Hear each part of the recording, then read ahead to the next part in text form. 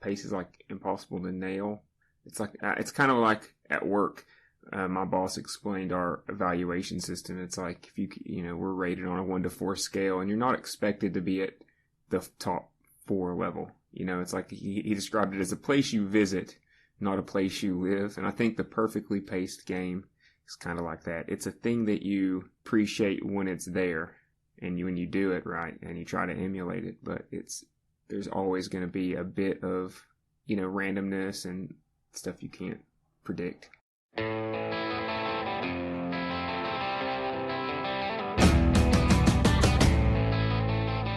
Hello, and welcome to this episode of the Alien Familiar RPG podcast. I am Clayton. And I'm Eliot.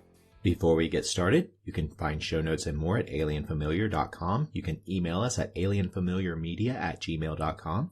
We are on Facebook at facebook.com/alienfamiliar. And if you would like to help us out with supporting the show, you can do so at patreon.com/alienfamiliarmedia. So if you enjoy our content and would like to help us out with hosting costs, any help you would be able to give us would be greatly appreciated. Thank you very much for joining us. Today, Eliot and I are going to be talking about pace.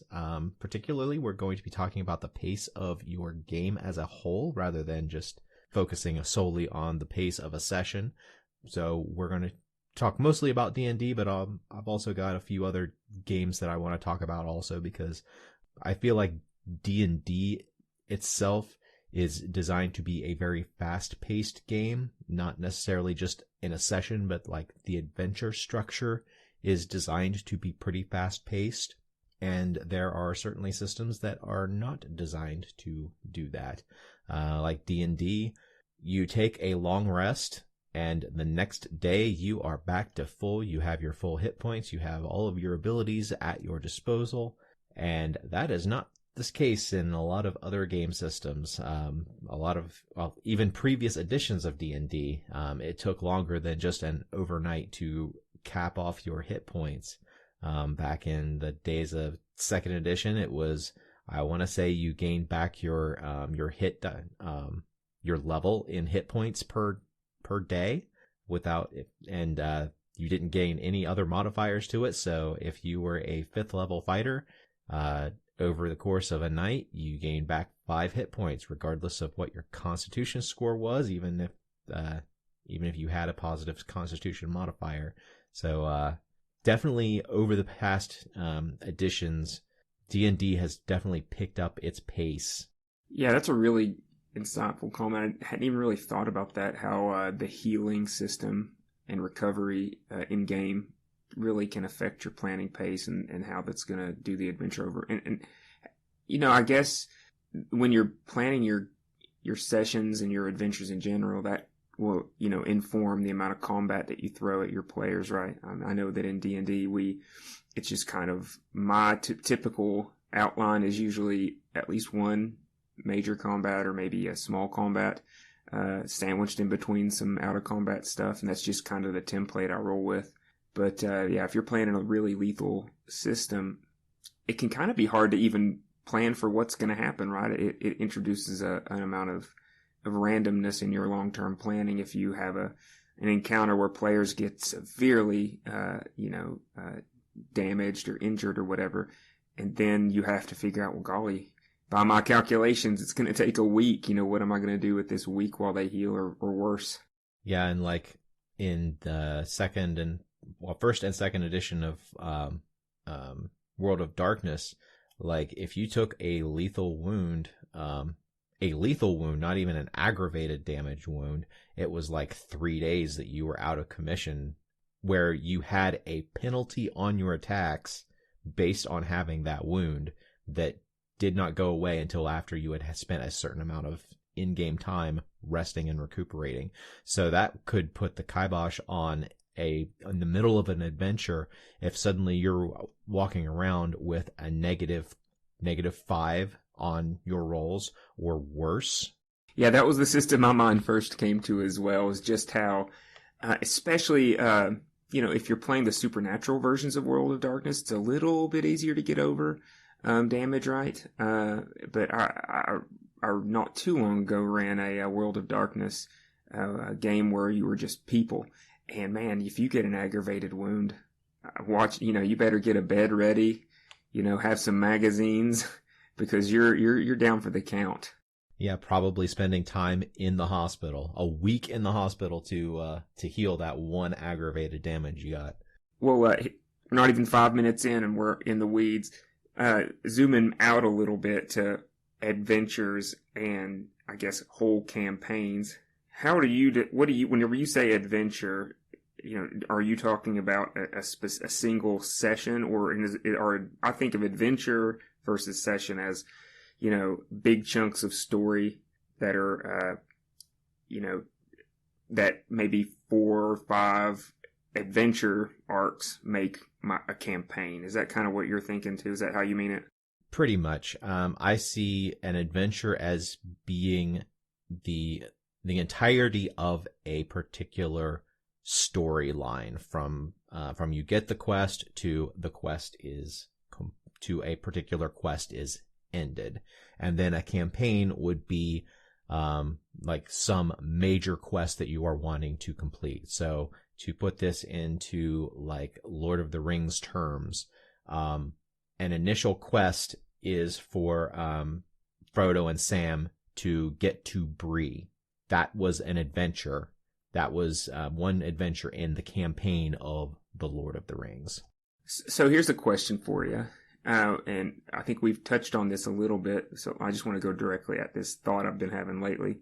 Looking back at the game that we just played, do you think it's even a good idea to think quest lines long term in terms of an entire campaign? I'm starting to push away from that idea almost as a whole. Do you think it's really, what do you think the pros and cons of having an entire campaign outlined right off from the jump? It depends on how detailed your outline is. Personally, I design the entirety of a campaign, like the things that the player characters are going to be doing the soonest are the most fleshed out, and the things that are furthest away are really just barely sketched out. And I like to fill in the details as it becomes needed. Like you don't need to know the stats of the big bad evil guy at the start of the first session of a campaign. You just have to have a vague idea of who you think that the player characters are going to be seeing as their main antagonist for the campaign. And even that is subject to change. So whenever I'm trying to pace out the entirety of a campaign, at the beginning of the campaign, I'm putting my attention on the stuff that the player characters are definitely going to be encountering very soon. I agree with that as well. I think that's pretty much the best way to do it, to have an idea, a very vague, squishy idea of where you want the things to end up. I think the more detail that you put in the end point of your campaign, I think can lead to some problems. If you focus too much on the big storyline and the conclusion, you're very unlikely to ever get there. And I think that the more you invest yourself as the DM or whatever you in where you want your players to go, you can make the journey less enjoyable, both for you and for your players. At least that's been my experience. But I do believe it's really important to begin with the end. You know what I mean? There are some authors who describe their writing style as, I think about people who just write off the top of their head, right? And they describe, maybe their writing style is to sit down and just write out what happens as it happens. I think that also is really, can be kind of dangerous, for a game. That you definitely have to have an end point in mind, but to labor too much on what that end point looks like in detail can come at the expense of the adventure that you're taking them through at that moment, Yeah, an author has the advantage of only having to deal with one brain when it comes to plotting out their story. Whenever you're a game master, you have to deal with the brains of the other players who are there and their wants and desires for their characters. And if you are making a very detailed plan of every every story beat that's going to happen during the course of this entire campaign, let alone just over the course of the campaign, you're putting them onto a set of railroad tracks that they might want to get off at the first opportunity. Yeah, I mean, players who sit down to enjoy a role-playing game, they're wanting to participate, not watch a TV show. And I think that us DMs, people who are inclined to DM, they want to tell stories. They want to be a storyteller, and they want to wrap the players up in their creative, thoughts. But at the same time, there's nothing worse than having that ambition and then realizing, a couple sessions in, it's like, oh man, my players hate my story. What am I going to do? I had an encounter once of a campaign that started with the player characters literally getting into a railroad car, and the campaign took off from there, literally going down the railroad tracks. The player characters had no control over the speed of the locomotive or where it was going to be stopping. The player characters were literally along for the ride at the very beginning from the very start of this campaign. And God, I hope that was intentional. It was intentional. I had a very specific plan in mind. I was actually the DM for this, but looking back on it, there were a lot of problems with it, and most of the problems came from me trying to plan things out way too much and trying to dictate the pace of everything to the players, and just not leaving room for the players themselves to kind of figure out not only what they were going to be doing, but when they were going to be doing things. Do you find it difficult in games that are not Dungeons and Dragons style? I mean, I say that because Pathfinder, any game that has a leveling system, a clear progression, I think it's a little easier to pace, because you can kind of use the module template, which I think most of us at some point have played modules or looked at modules, and they're very much, this is what you do, levels 1 through 5. 1 to 5 is a common, adventure arc. 5 to 10, it's easy to kind of pace it out that way. But if you don't have, like if you're thinking World of Darkness, I guess Apocalyptia is this way, Chaosium, a million systems Deadlands, is Savage Worlds like that, Clayton? Are there levels in Savage Worlds? Not exactly, but there is an idea that's kind of similar. But like where you're describing in D&D, where there is a very set progression of your characters gaining a significant amount of power over the course of the campaign. Whereas a lot of the other systems that you mentioned, there is progression in your power. The curve is a lot less steep. It's a lot more shallow of a curve for the amount of power that the characters gain. Yeah, so I've ran those sparingly. I've definitely ran my fair share of World of Darkness over the years, and I just find myself planning completely differently. Those games do also, I've noticed, tend to either peter out or they lend themselves to shorter ran adventures. Have you ever ran? Well, I know that you've ran some long-term campaigns. How do you go about planning those when you don't have the easy guidelines of the level system to kind of go by? I'd say that the biggest issue is with those types of games is more familiarity of the players with the setting and with what they can actually do. Games that are set in the modern world, they are very easy to design, because the game master doesn't have the burden of literally describing the world to the player characters. It's describing the entire world. The game master only has to describe what is going on, what the plot is, or what is the pertinent information for what's going on. The game master doesn't have to give any context as to why the nation of Breland is facing this big economic boom boom in the years following the Great War. Yeah, and I know this may be just a me thing, but I'd imagine a lot of people are like this. I always underestimate the amount of time it takes to get through content. So less is more. I think whenever as the more that I've played and the more that I've ran, I've just realized that less is more. The sessions that focus less, when you focus your planning less on the big overarching, the narrative, if you just chop the narrative into something small, or if you need a default, do I have enough or do I not? You probably do have enough to do multiple sessions.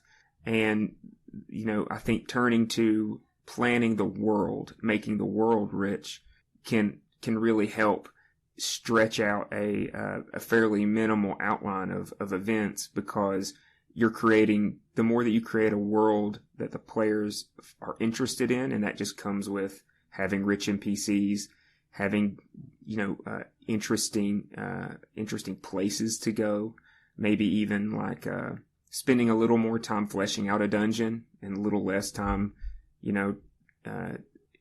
worrying about what happens after, or, you know what I mean? I think that's probably a good way to go, because I know for me, I'll have notes, and there are very few sessions that, even if I plot it down in the session, on the session level, I very rarely actually get to the end of my data points or my plot points, and oftentimes I'll chuck one or two out the window because I run out of time, and I want the players to get to a certain place, There's a huge difference in the I don't know, the amount of material that you need to prep at the beginning of a campaign then towards the end of the campaign. And a lot of it has to do with just how well the game master knows the setting and how well the players know the setting. At the beginning of most campaigns, even a fantasy campaign where the players have no knowledge of what's going on. For instance, Eliot, your most recent game where initially we were set in your homebrew world, and then we transitioned to playing Curse of Strahd. At the very beginning of that, our characters literally knew nothing. Our players literally knew nothing about the setting. We discovered the setting as we went along. And as the players got more comfortable with the setting, as we learned more things about it, we began to basically set our own goals, set where we were going to go and how we were going to accomplish our goals. We still had the main overarching goal of the module of defeating Strahd, but we were allowed to take a lot of latitude in how exactly we accomplished that. And that is the type of pacing that the game master has at the very beginning of it, has to put a lot of work into making sure that, okay, I'm not giving too much information that the players just don't care about because they don't have context for it. And as the game progresses, the players and the characters learn more about what's going on, and hopefully they become more engaged with it. But at the very beginning, there's a lot of GM hand-holding to get from one plot point to another, and the game master is really setting the pace for the campaign, especially at the very beginning. And you can get through a lot more material, but as the players get more comfortable, the amount of material of quote plot points that the game master prepares, there's actually less that gets through, but it's definitely, I feel like it's more meaningful for the players because they're determining what they're doing. I think that's a really underrated challenge. I mean, I guess we're kind of getting into moving from talking about kind of beginner like beginner advice, like for someone who's not ever played a game or ran a game before. But if you're I would say like maybe an intermediate non-beginner DM, and maybe you've ran several one-shots or you've ran a few short-lived campaigns and you're really wanting to attack a long-running game, knowing that ahead of time is very important in how you plan and prep, because I was kind of in that boat. I'd ran a few short-lived games, but I'd never ran a full year-long campaign like that one.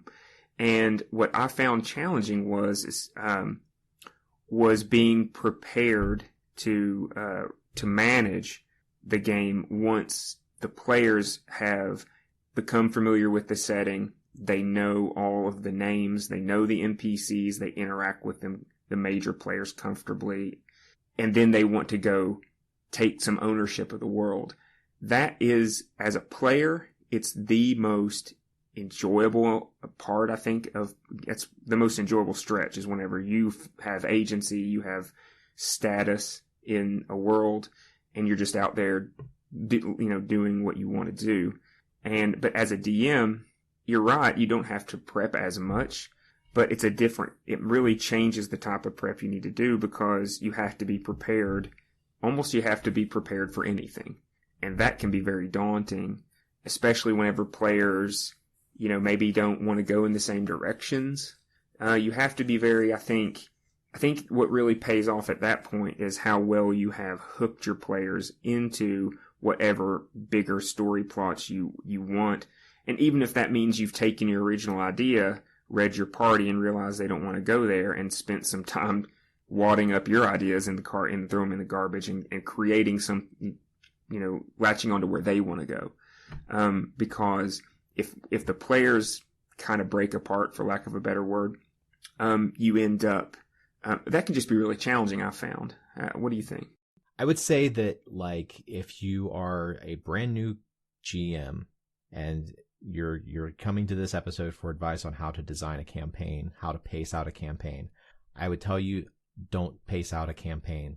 Pace out an adventure. Design an adventure. Make sure that you have a session that is well paced, where you've got things, adventures. You've got an adventure hook. You've got some things for the characters to do that they're going to find exciting. Usually that is combat. Usually that is starting in the adventure in media res, where they, at the very start of the session, something is going on that they have to interact with.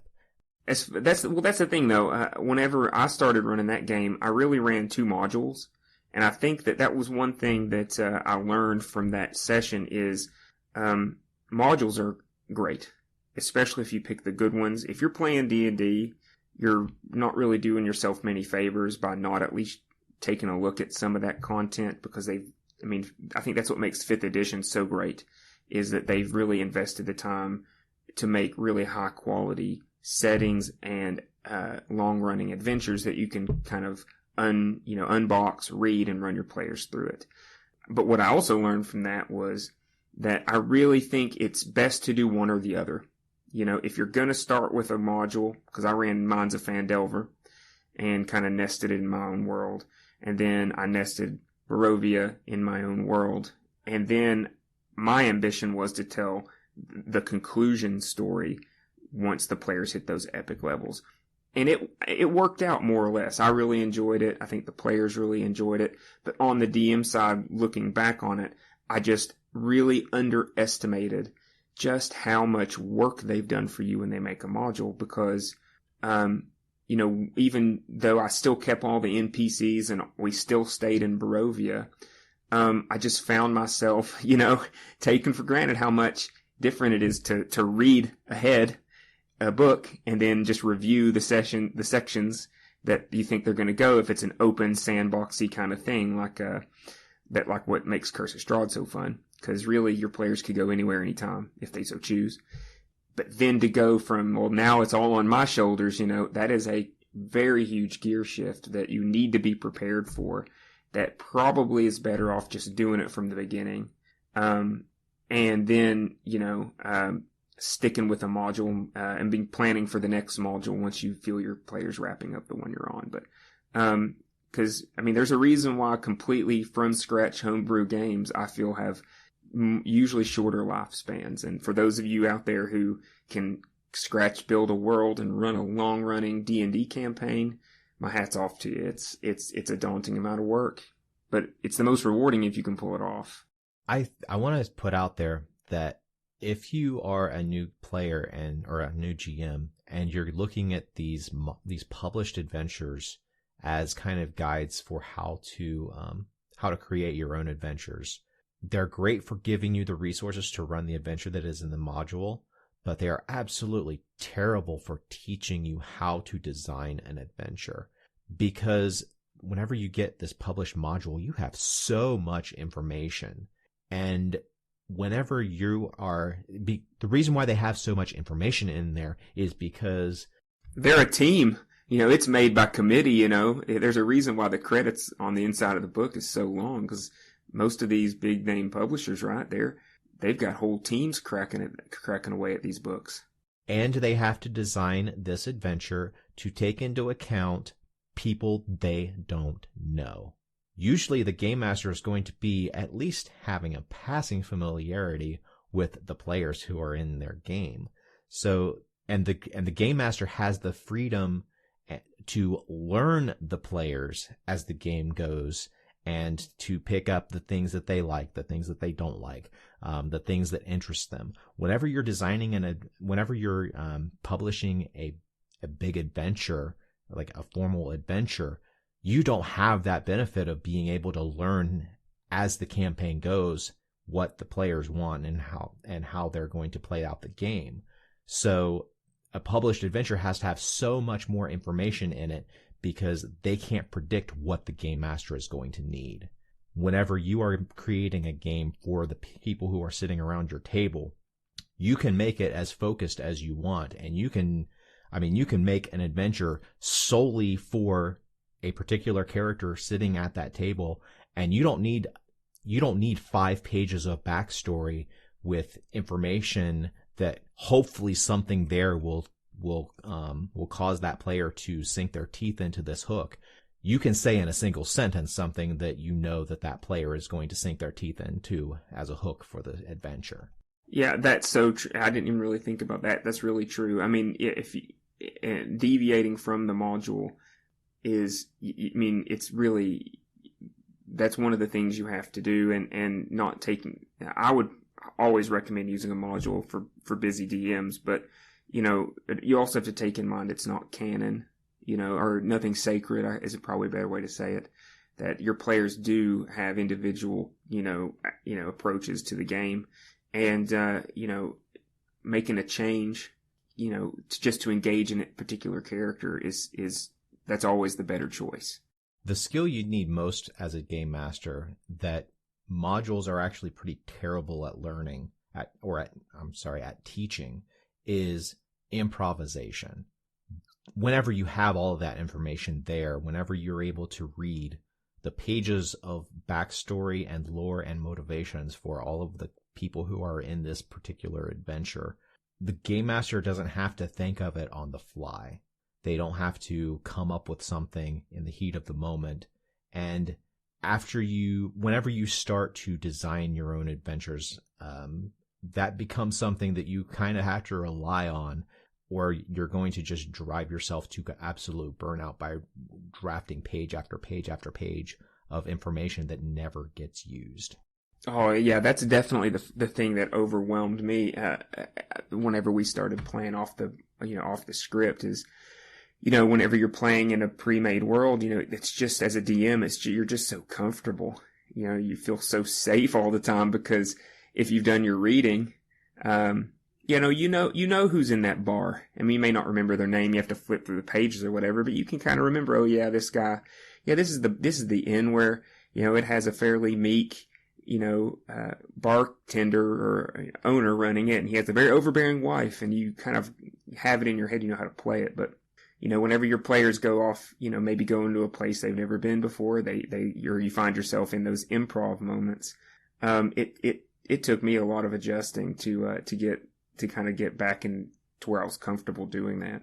But that's why I think it's best to do either or. I think we've been kind of obsessing with modules. I'll try to get off the topic and go in other directions. But I've said it once, I'll say it again. I think it's better to do one or the other. Or maybe just do like a short intro one to buy yourself some time to get used to the system if you're new to the system. But definitely stick with one or the other. I wouldn't recommend trying to mix them together. Yeah, absolutely. And as far as whenever you actually get to where you are running your own material, you don't have somebody else's book saying, okay, this is the sequence of events that's going to happen in this story. So whenever you're designing your own adventure, whenever you're setting your own pace for the session, you have to keep in mind that as the game master, especially at the very beginning, you are going to be the one dictating when things happen. And you're going to be dictating when the fights happen, and also when the talky bits happen, and when exploration happens, and things like that.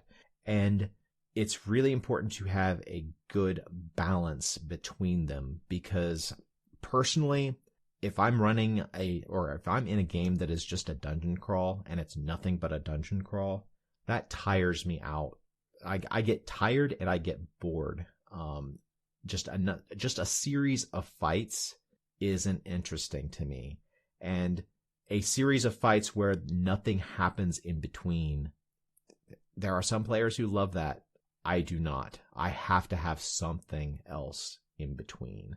And that something else in between should be something that is, sometimes it's exciting. Sometimes it should be a little bit boring. Sometimes it should be just something where the player characters have the chance to just kind of relax and get their bearings on what is going on. We talked particularly back in episode 112 about how hard D&D should be, about like kind of balancing tough fights and easy fights. Another factor of just how hard it is whether or not you are just constantly going full tilt with the same thing after the same thing after the same thing. Variety is the spice of life, and your adventures are going to be better if you present a variety of things for the player characters to do and interact with. You made me think of something that, looking back on it, one thing that I think is, you hit the nail on the head there as far as variety. And a mistake that I can fall into is, for whatever reason, I've always defaulted to almost like a very Dungeons and Dragons-y, but like almost Lord of the Rings-y approach to, what's a game and how should a game be? And it's like, I'm always kind of creating stories where you're on the road, you're the Fellowship and you're marching to Mount Doom, and that's very much how I have it planned. But, whenever you're creating your bigger storylines or whatever, I think it is important to leave room for, you to put your players in novel situations. So they're not always on the road. They're not always chasing down the bad guy. They're not always, not every session is, now you're just, he just got away, or, you just got a new clue and that's going to lead you to the next door to unlock to get to the next point. I like the idea. You think you mentioned Heist earlier or whatever, but, having your adventures, giving yourself the space to where maybe, the first adventure, the first 4 or 5 sessions, it's the culmination of, hey, there's this mysterious bad guy and you gotta go figure out who he is, and then you gotta go defeat him, and then great. But then, instead of just replaying that with the bigger bad, or maybe the bad got away and now you gotta go do the same thing and you're still chasing him, that can get so redundant over the course of 5, 15, 20 sessions. I like the idea of maybe the second adventure, it is a heist. Maybe it's just something completely different, that maybe the bad guy isn't even a bad guy. It's just an object you have to secure, and the session revolves around a locality, and you don't even give them a reason to have to leave this particular place. And the challenges are more social, which, put the combats more in the hands of the players. It's like, well, maybe are you going to solve this with brute strength? Maybe you're going to do it with stealth, and give them the breathing room and the challenge to do something completely different. I think that trying to just be less. I mean, I've just felt like the less epic you make your adventures, that can really be a good thing.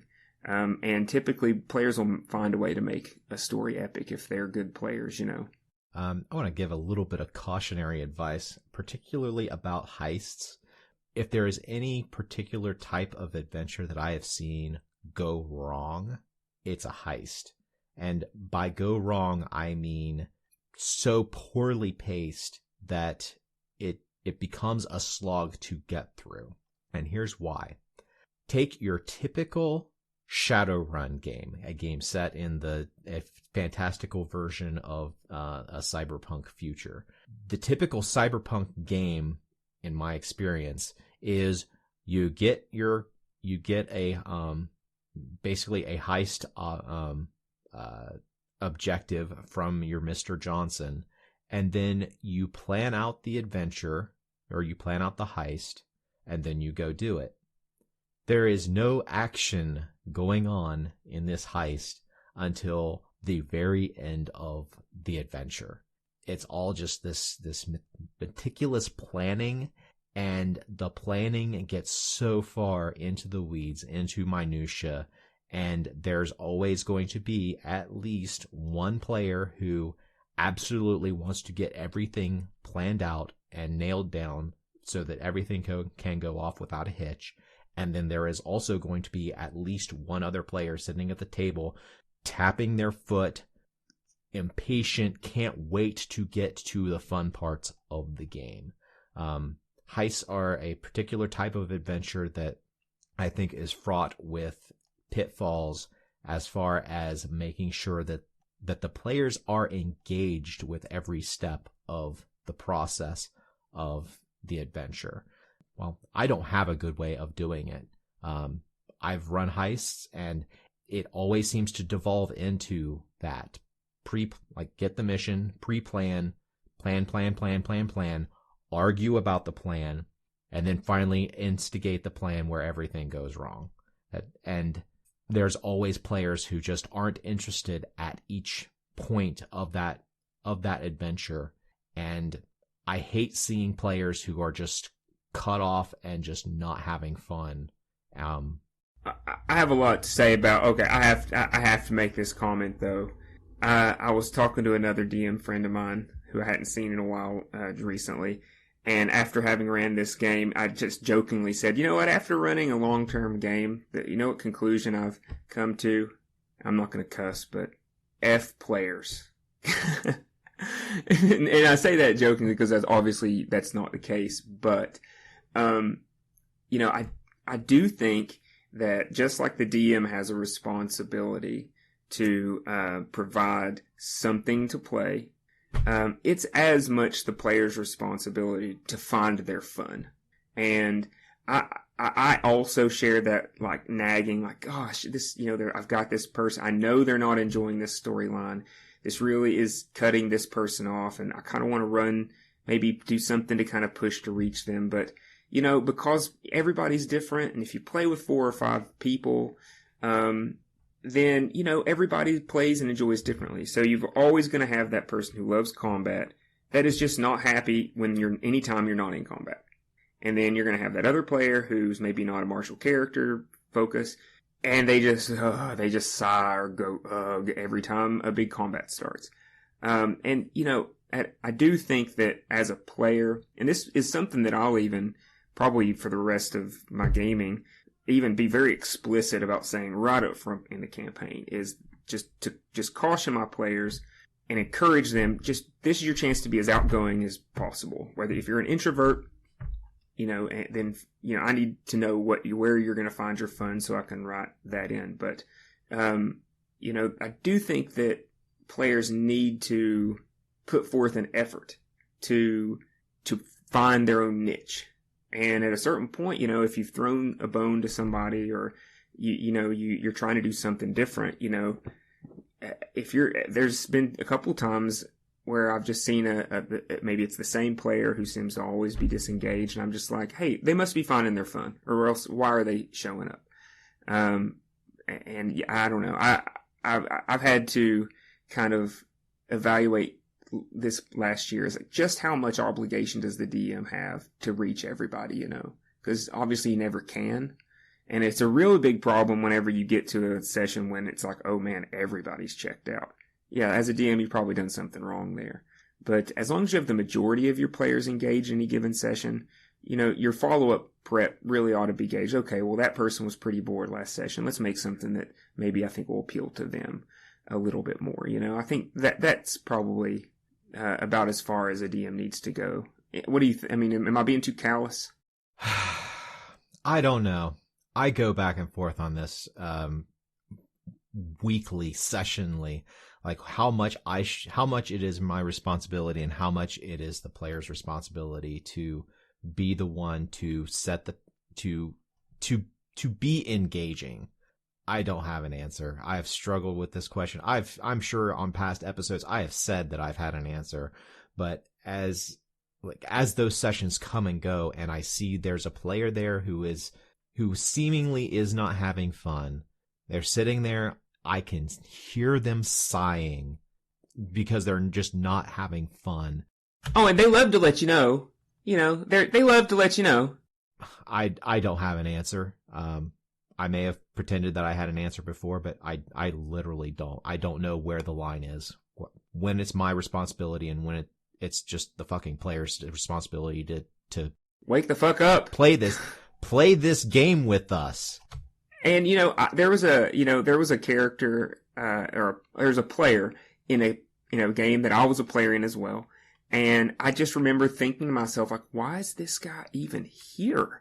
And every time we'd play, it would just be a closed mouth and a warm body in the seat. And I'm thinking, like, dude, like, what is his motivation for being here? Because we're all yucking it up and having a good time. This person, I mean, doesn't even play his class very well in combat. You know, wasn't really invested in the combats very much. Wasn't very competent in playing his role, which was fine. You know, when we were in social interactions, never really spoke up. I remember we would all take turns throwing him the football to put him on the spot, and every single time it was a fumble or he just tossed it right back. Lo and behold, we got to the end of the game and talking to the GM, and he was like, oh, no, he was the most engaged, kind of, because apparently he just was he was very table shy. But in between the sessions, he was building this whole aspect of the world through social stuff, but just between him and the DM. And he enjoyed almost helping the DM build the world. And so that's where he found his fun. And his fun even wasn't necessarily always at the table. And that blew my mind. Not to be too much on my soapbox, but the thing that got me thinking about that, Clayton, was in that game that I recently just decided I didn't have the bandwidth to continue to run. So unfortunately, we finished the Strahd game completely. But, you know, two sessions ago, we had the best game I've ever ran, the most enjoyable session, and it was just a high water mark for me as a game master, and it was awesome. And so there was a big social situation that had been working its way through the game, and I was like, what would be a good, like, change of pace from that previous session? And I'll just say, one of the players had to get married, and so I went way overboard making this crazy skill challenge-y approach to, well, how can we take just this mundane encounter, that's this social thing, this wedding, and turn it into something a little more engaging. And I put a lot of work into it. I thought it was really going to work out. And then it didn't take me 20 minutes to realize that not a single one of these players gave a shit about this wedding, including the character getting married. It was something that, like, I could tell. I was like, well, oh no, everything I've built for this session to run today involves this event being the majority of the session. And from the jump, every single player just had this, I could tell through their investment in what was happening. It was just like, why is he going on about this? Why is this I had a player like leave. He just left, and I like pulled the terrible DM, like, nope, brought you back. Sorry. Cause like, I didn't know what else to do, and I just didn't want him to walk away. And that's one of those moments where, yeah, it's you, DM. Like, if you have one of those moments where you prep a lot of stuff and the players just aren't having it. If that's all you got, that's all you got. You just got to put your chin down, muscle through it, throw in as much ad lib, and just determine to write a better session the next time. But you're not always going to knock a home run out of the park, and that's okay. Just because the players find a particular idea boring or it doesn't go that well, I mean, that doesn't mean that you've done a bad job or anybody wants to quit or anything. It's just, learn from it and don't make a session like that again, So, I don't want to be too harsh on you, Eliot. I think that part of why you think that session was such a failure was because this previous session was so good. Oh, for sure. 100%. But, I mean, as you're describing it, hopefully I can give a little bit of insight as to why it ended up not being as fun. And this is entirely a pacing issue. We were literally running the entire session from one problem that we didn't care about to another problem yes. we didn't care about. And there was nothing in between for us to be engaged with. It was a series of things we had to do. There was no choice on the players' parts in the matter for, well, what do we do now? We never had that choice. It was somebody come running up to us. Oh, the food's not getting cooked. Yeah, a level 13th character, a 13th level party finds themselves having to deal with a culinary catastrophe at a wedding that nobody gives a shit about. Like, how I thought that was going to be engaging, I have no idea. I mean, in my defense, I just kind of thought that I took it for granted that because this was so long in the making, that it would be this almost like breath of fresh air, like a stop. Okay, let's, I thought it would be almost like a nostalgia moment where everybody would be like, oh yeah, I remember that wedding that's, from this, between this NPC and this player from the very beginning of the game, and wow, but no, not at all. No way. Just, hey, sometimes you roll a 1, that's okay. I will say that at the very start of the session, it was fun, but I am the type of person who hates most absurdist comedies because to me, all absurdist comedies start with a small problem and then they just snowball into bigger and bigger problems until it loses all touch with reality. And that's kind of what I felt like was going on in that section. That was 100% it. Yeah, I was just I thought it would be just add a little lightness because the previous session had been so heavy hitting. And the whole game, really, the last several games had been just epic combats, harrowing events. I was like, well, this is a moment to create something slow. And then throw them into this series of absurd situations. And I think there was still a way to make that fun. I just was off the mark. And, always have, and it just goes to show that plan with the end in mind. I can't say that enough. Whether it's the session level or the adventure level or the campaign level, have an idea of what, the players need to know why what they're doing is important. And I think that in that particular session, it was a classic example of I created the details of what was going on, but I really didn't do a good job making it matter. Like, because ultimately, if the wedding didn't go well, it didn't matter in the long run. There was no major obstacle, no big problem it was solving. It was just, I thought that, so I neglected to give you guys a reason to care. And so, that's going to happen from time to time in your games. I want to also look at it with another issue of pacing that you just brought up. The previous two sessions that we had were very much on the run, dealing with very immediate problems that were very heavy and serious. I think that the wedding session could have been better if, to contrast those two sessions where we were literally on the run the entire time, instead of having an on the run absurdist comedy, we just kind of had like a clip show of the different people we had met along the road of getting our characters here. Because I kind of got the feeling that that's one of the things you were going for, was to bring back some of the people, some of the NPCs who we had met along the way and really hadn't had a chance to interact with again, to kind of bring them back, for us to have an interaction with them again. I got the feeling that that was one of the points, was to see them again. That was kind of it, yeah. But then we ended up just running around like chickens with our heads cut off from one problem to another. And that's an example where I think, it's never a good idea to railroad your players. I noticed that one of my, the character named Elroy is always very reliable. He's a team player. He's one of those people, he's one of the best kinds of players are the ones who read the DM. They know what their character wants to do, but they help the DM typically get to, they can read the DM to know it's like, okay, this is something that we need to attack. But his character, just for the first time probably ever in the game, he just wanted to go do something else.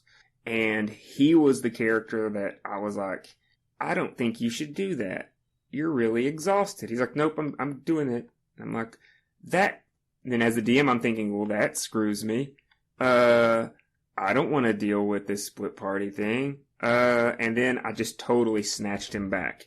He was dead the rest of the session. That just totally killed it for him. I could tell maybe just through the way he role played. Every single thing he did from that point forward was a groan. Oh my God, I can't believe I have to do this crap.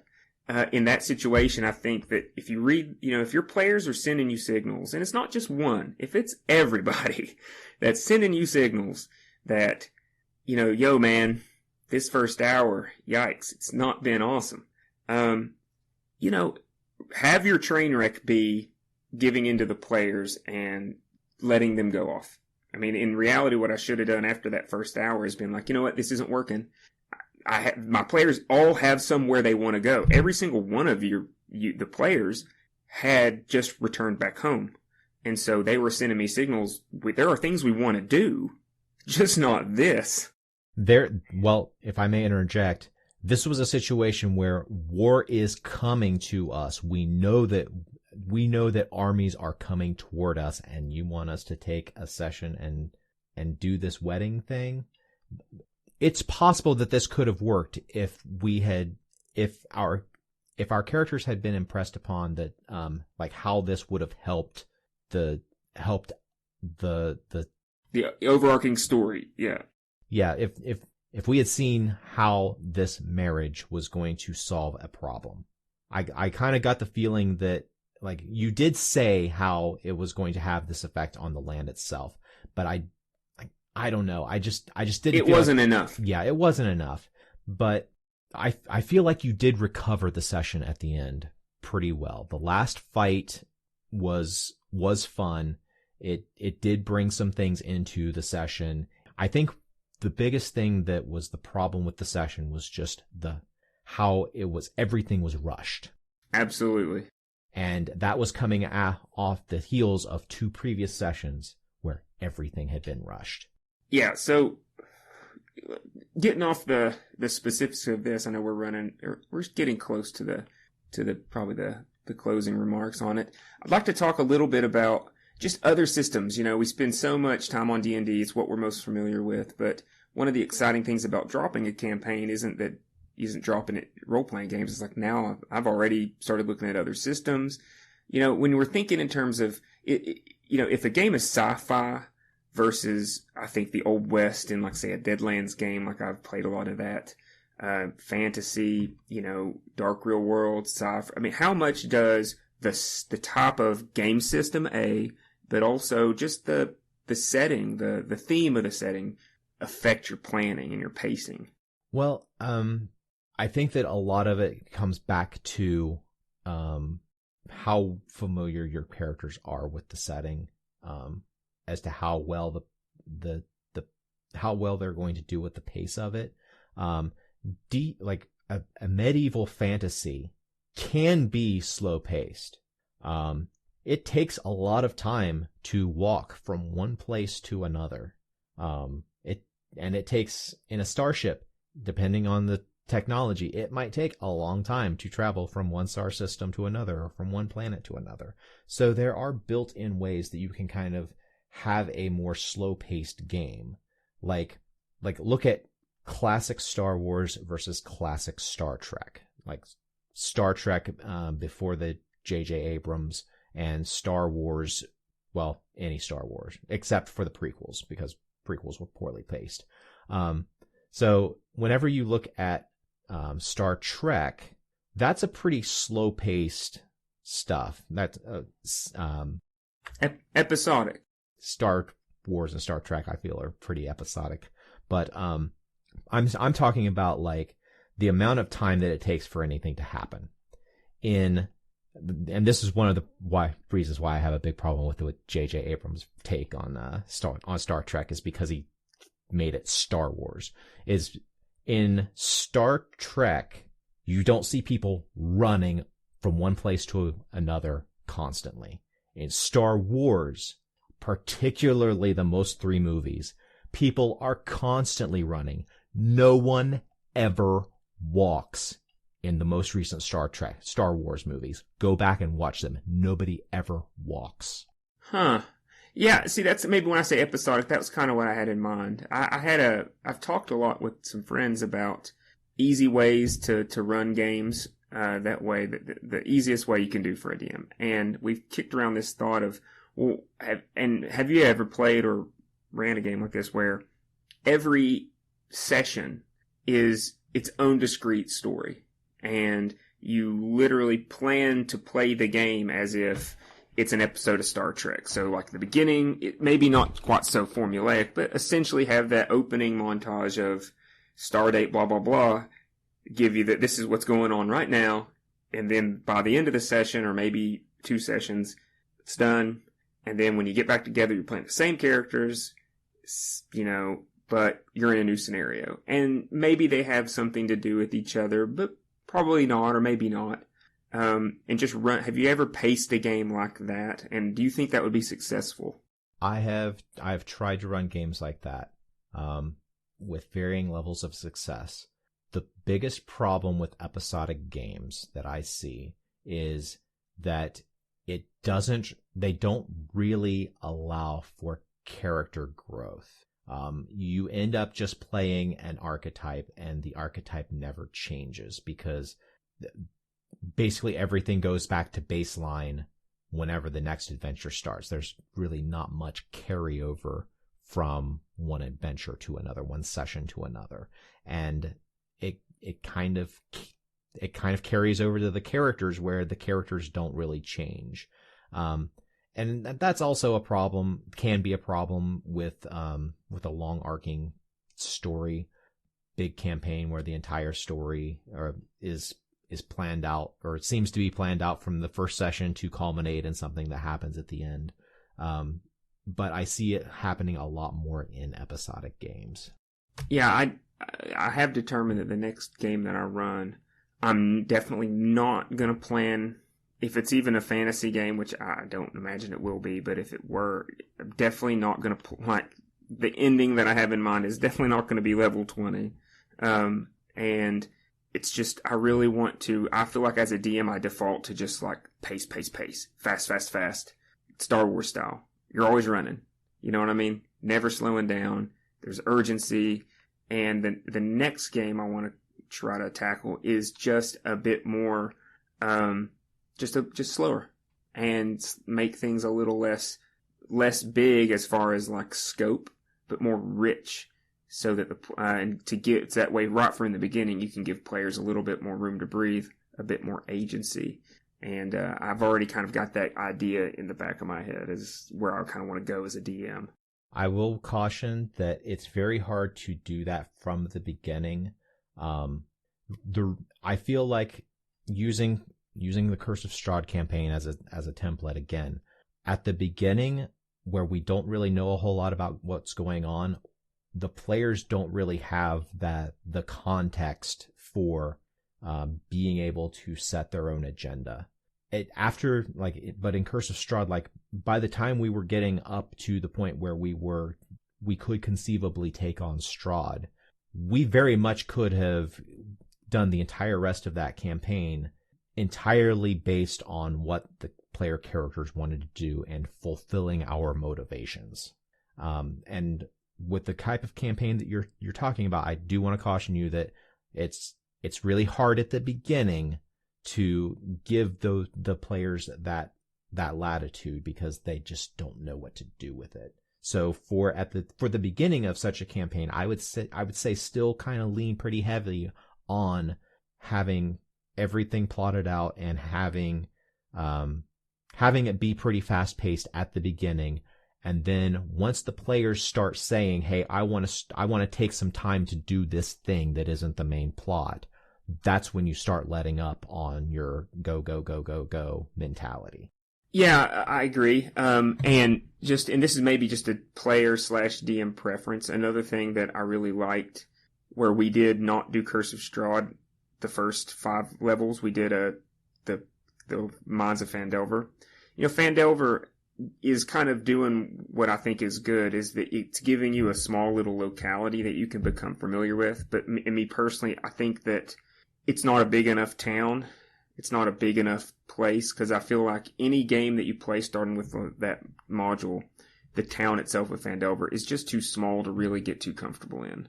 So like the way I imagine it is that if you give the players like a fairly medium-sized locality, at least this is where my mind's at, I'm really intrigued by the idea of, make your story arcs really simple early on, and just make sure that you know the place that they're going to be. And I think that was the strength of Curse of Strahd, is that by the time when you guys hit the point where you could potentially actually go to take on Strahd, you were citizens of Barovia. You knew you'd been to almost every place. You developed contacts in most of the locations. You knew the lay of the land, and you guys had owned that place. You felt connected to it because you had bled there, you had met the people, and that's, I think, whenever most games that I've played have gotten the most fun, is that once my DM gets me invested into that setting in some way. And I think the faster that you can get there, I think that is when you really start to get the buy-in from your players. And I think that could be your main storyline for the first, those early sessions, is create some, obviously have a story to guide them through, some conflict to overcome, some meaning, but, do the necessary world building so that the NPCs are interesting enough, likable enough, that the players feel attached to the realm itself or whatever the location is. That's the hard part about maybe episodic or fast moving, where you go from place to place, is I've always felt that when you're always traveling and you're always moving to the next location and you don't stay in any place for very long, the players just never give a shit about any of the places they go. You know what I mean? Whenever the players start saying, "Hey, I want to do this thing," that's when you should need to start listening. Okay, going back to Curse of Strahd, my character started wanting, okay, can I head back to the village of Barovia? I've got a contact there I want to talk to. Well, we can't really do that right now because we've got this thing we need to do. Okay, but that takes us further away. Okay, we've got some time now. Can I go do this thing? Well, we've got this other pressing thing that needs to happen. In the type of campaign you're talking about, as soon as somebody starts saying, "I've got this connection that I want to go back to, or I want to develop," that's when you slow down and you say, "Okay, we're gonna do this real quick," and then allow the player to dictate how long that takes to resolve. Hopefully, and as you do this, make sure that there's something there for the other characters to engage in as well. Have some sort of little adventure that happens that's hopefully relevant to everything else that's going on. Like my example, the other characters, maybe they learned something that was going on with the priest that was back there and the priest's son. Just something so that when one player is starting to get a connection, you have something else going on that hopefully ties back to something you've already established to kind of pull the other players into the story as well. Yeah, wholeheartedly agree. I think we've, I don't know that we've actually really solved any major issues, but I think there's some good advice in there somewhere in our rambling. I think there's still enough that we could do another episode at some point, just talking about things we haven't gone over, but I'm comfortable with what we've done. Ready to head into geek things? You want me to go first? Go right ahead. Mine's pretty easy. Hopefully you guys haven't done this while the last one I missed, but Amazon just released Invincible, a cartoon adaptation of a comic written by Robert Kirkman, the same guy who wrote the Walking Dead comic and produced that TV show. I remember reading both those comics at the same time whenever they were in when they had just done their first trade paperbacks. I bought them both. I think he either did them simultaneously. He's kind of working on both comics at the time, and Invincible was really, really, really good comic. Walking Dead blew up, and I always was like, man, I really wish they'd do something with Invincible. Amazon has.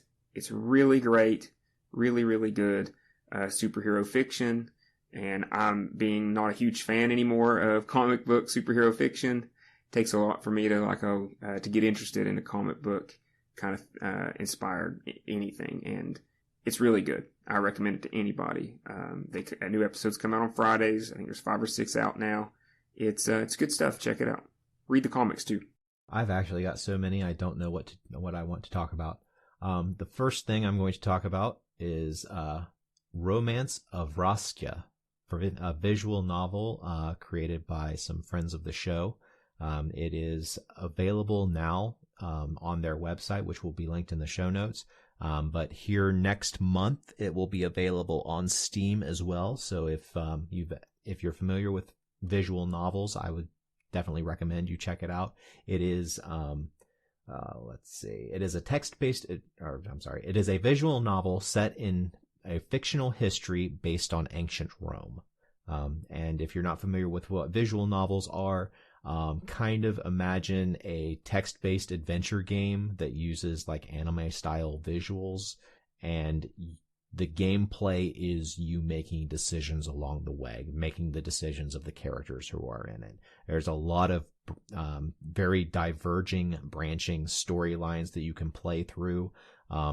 You can play through the game several different times and have very different stories each time you play it. So definitely check it out. Romance of Roskia. I'll be checking that out. The other thing that I've got, I'm going to say there's a PDF called Global Trends 2040, A More Contested World. This is published by the National Intelligence Council. It just came out last month. And it's looking ahead at what current trends are and looking at what the world will be like in 2040 and how the government should prepare for what lies ahead.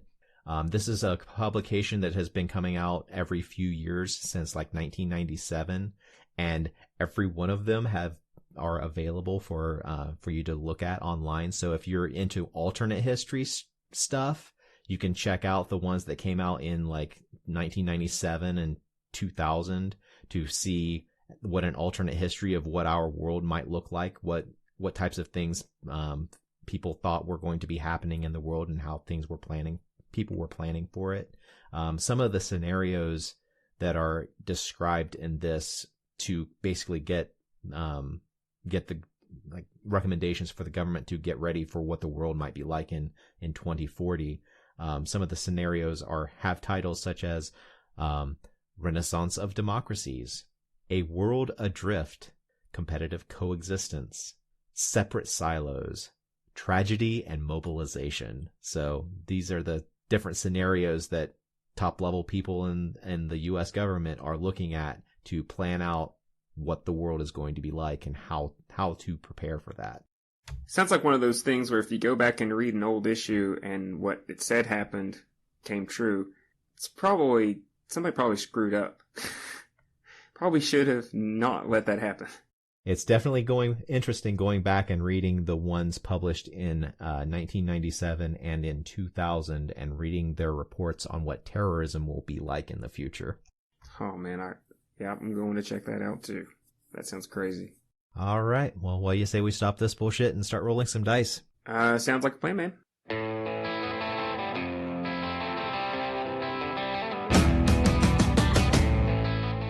This has been a production of Alien Familiar Media. You can find past episodes and more at alienfamiliar.com. You can email us at alienfamiliarmedia@gmail.com.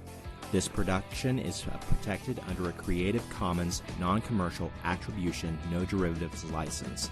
Music for this episode is Suburban Outlaw by Forget the Whale and can be found at freemusicarchive.org.